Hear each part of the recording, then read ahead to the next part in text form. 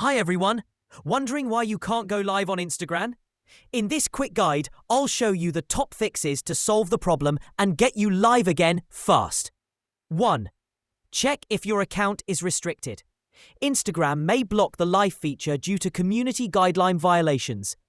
Go to your profile, settings, account status. If there's a warning or restriction, that could be why you can't access Instagram Live.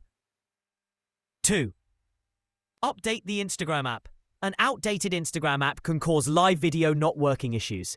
Visit the App Store or Google Play Store, search Instagram and tap Update if needed.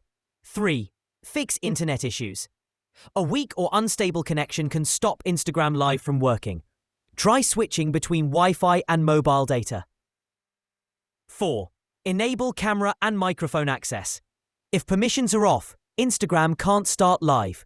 Go to Settings, Apps, Instagram, and Update. On Android, go to Settings, Apps, Instagram, Storage. Then tap Clear Cache. On iPhone, uninstall and reinstall Instagram to reset app settings. And that's it!